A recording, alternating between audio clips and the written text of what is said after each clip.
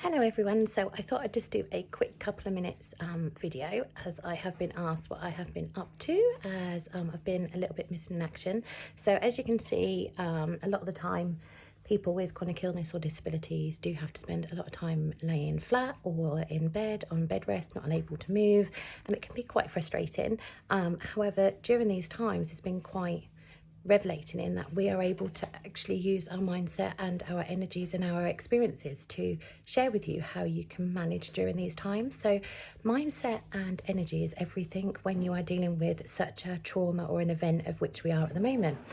And I think it's really important to remember, so I've been speaking to Sophie Morgan and Samantha Bullock, and there's some amazing people that are all in the same boat, that have been chronic illness warriors or spinal patients or spinal injuries, and we've just had to learn to adapt and grow with what we've got. So although we've been these invisible warriors for so long, actually we're now able to share our contingencies, the ways in which we work. So today I felt quite like didn't really know what I was doing, and then I thought actually what I need to do is just remind myself that everything's still okay. So I had a nice shower, then I rested, and then I've put the tiniest bit of makeup on because it makes me feel better, because that's something that makes me feel more me.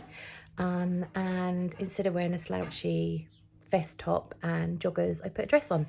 Now they're really, really simple, silly things, but actually they can be the difference in your mindset and the way your neural pathways and your epigenetics in your head and your brain and how everything functions and processes is worked. So you can then help by being much more positive in your thought process, in your presence and your decision making. So I think it's so important at the moment that we share what we can do and the ways in which we can adapt things, the ways in which we have been doing this for quite a long time. Like, this has been 3 years for me now, so a little bit longer is not a big issue.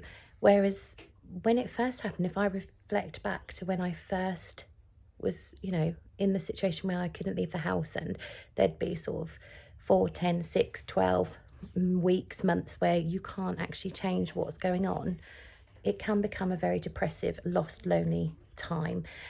It's so important to work on your self-development and your self-key, and know that self-care of those key parts of you of which you can still do. So it is about communicating and reaching out to people. It is about finding different ways in which to establish networks, and it is about believing in yourself and growing as a person for you to be able to embrace, empower and encourage others to do the same. So I am doing short videos over the next few days. I know I've been a little bit missing in action for 2 weeks, but that's because I myself have been unwell, not to do with the COVID-19, but actually just my everyday. And that's kind of been the reason I've thought, it is about every day for me. So maybe sharing some of the key tips and mindset and focuses that I use for my everyday can help us through what is a challenging time at the moment. So I look forward to hearing your questions and your ideas on what you'd like me to do, and I will speak to you all very soon.